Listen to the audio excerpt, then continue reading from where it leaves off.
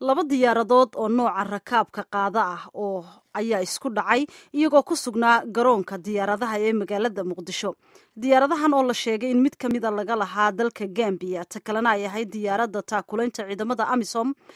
ayaa baalasha isku dhuftay xilli ay diyaaradda AMISOM soo fadhiisanaysay islamarkaana ay garoonka sii fadhiday diyaaradda Gambia oo maalin ka hor ku ciladowday garoonka diyaaradaha ee magaalada muqdisho. goordhaweyd ayaan khadka telefoonka kula xidhiidhay maareeyaha hay-adda duulista iyo saadaasha hawada ee Soomaaliya Cali Maxamuud Ibraahim. ugu horreyna waxaan weydiiyey bal sida ay wax u dhaceen. wax way dhaceen been ma aha, laakiin sida wax loo sheegaya ama loo boonbooninayo ma aha. see u dhaceen markaa diyaarad Gambia laga leeyahay oo fadhida oo shalay qalab ka xumaaday sugaysay maanta in loo keeno qalabkii ayaa diyaarad kaleeto oo ay leedahay qolyahan la shaqeysa AMISOM markay soo degto taxiga intay ku jirto ayay waxay ku dhifatay labada baal ayaa isku dhacday. bani aadamkuna hadda wuu qaldamaa, qalabka kabtanka iska lahay watay dayuuradan AMISOM la shaqeysa oo ah C-130 inuu iska fiiriyay aheeday marshaalka markaa isaga wada oo soo socalina uu raaco garoonkuna xoogaa jam ayuu ahayo waa xooga dayuurada ku badnaayeen haddee olod xowli badan ayuu ku tagsan garaynaya dawladda markaas negligence ka timid isaga daraadeed labada baal labada dayuuradood dhankooda geeska afooda ah ayaa isku dhacday. waatay maxaa soo gaadhay markaa diyaaradihii isku dhacay markaas si isaga oo watay dhaawaca kaasaa u badneeday waayo iyadoo dhaqaaqi ku jirtay in baktigo iyaday u badneed taangiga meesha uu ka bilowdo ayaa xoogaa jugtu ka gaartay xoogaa shiraalaha iyada ka dhaartay midda kaleetood uun adiga shid metaalka oo wingiga ah ayaa xoogaa fiirmay wax kaleetood ma gaarin iyadana hadda diyaarada u imaanaysa oo qalabkii u wada waxeedina high speed tape baa liraa lagu xiray inay kacdaan rajeynayna mardow midda kalena kulleyti waa iyaduna hadda ciladeeda cilad aada usii weyn maaha.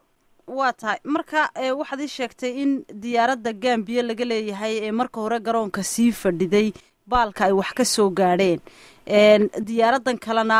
dhaawacu iyada u badan yahay oo taangiga meel ku dhow iyo ay xoogaa iyadana jooga ka gaadheen. diyaaradan Gambia laga leeyahay marka hore ciladu soo gaadhay hadda suurtagal ma tahay haddii wixii markii hore ay u ciladaysnayd loo hagaajiyo inay duulimaadkeedii samayn karto? haddan bal hadlayay ay ila hadlayeen diyuurada khartuumka soo socda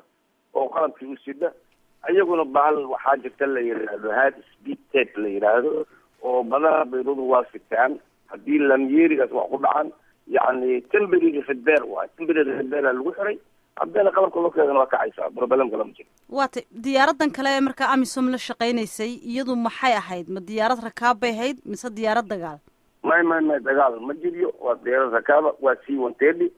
ciidamadaas gobolada joogjooga iyo raashin iyo maaragtay alaab u qaada oo haddaba waxay u socotay saaka waxay ka timiday ay aaday baydhabo then baydhabay ku noqon rabtay dadweyne aadi rabtay markaasay galabta soo noqon rabtay shanta meelahaas. waatay marka iyada ka waran diyaaraddaasi jugta soo gaadhay suurtagal ma tahay in airboodka dhexdiisa lagu hagaajiyo mise waxay noqonaysaa inta airboodka laga saaro in meel kale lagu dayactiro? may waxba meel ay fadhida meesheeda loogu imaanaa maadaama hangar hadda anigu aan haynin koox farsamo oo iyadu leedaha u imaan doonta ama biriba insha allah waana wax weyn maho waa la rebergaraynaya. inkastoo aad tilmaantay in dayac uu ka yimi wadaha amaba bailoodka diyaaradda AMISOM waday haddana suurtagal miyaan ahayn in diyaarad waliba ay ranweygeeda haysato oo aanay diyaaraduhiisa soo gaadhin? hadda bani aadamka aada arkaydid waa kala nooc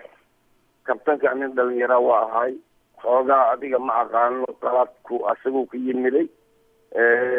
inuu dafaacay aheeday ninka hagaaya oo marshaalka ah oo haddii loo sanyahay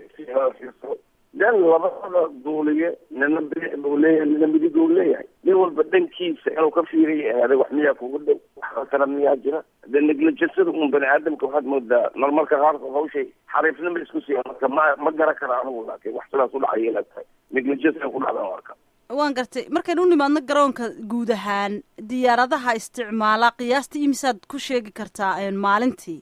adigu 70-60 movement wax la yidhaha ayaa jirta anaka kalagayna ma nihin waxaa nala jooga UN-ka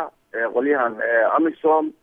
ganacsigii wuxuu dhan waa isku dhex jiraan oo kalama baxsano kulli baana ka aadna marka haddii la isku celsho adag movementkaas waxaa waaye almost 60-70 waaye oo u dhiganta 30 ama 35. waa tay haddaynu markaa macnayno 60 diyaaradood ama 30 diyaaradood baa maalin kasta soo dega oo ka duula celcelis ahaan.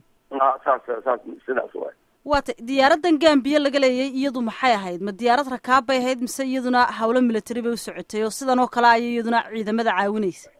bas 320 ahayd waa rakaab shirkad waaye taaruk Iran taaruk airline waxtaasaa ku qoran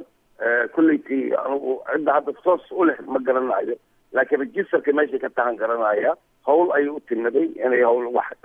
qaaddo marka cilada meesha ku gasho. marka ma kira gaaray ahayd mise diyaarad rakaab oo duulimaadyo joogto ah ka samaysa airportka weeyi? maalinkan agteena kama samayso waxay ku timiday kiro caadi ay ku timido oo markaa loo soo kiraysto. kaasi wuxuu ahaa maareeyaha hay-adda duulista iyo saadaasha hawada ee Soomaaliya Cali Maxamuud Ibraahim oo goor dhaweyto khadka telefoonka ee magaalada Muqdisho igu waramay.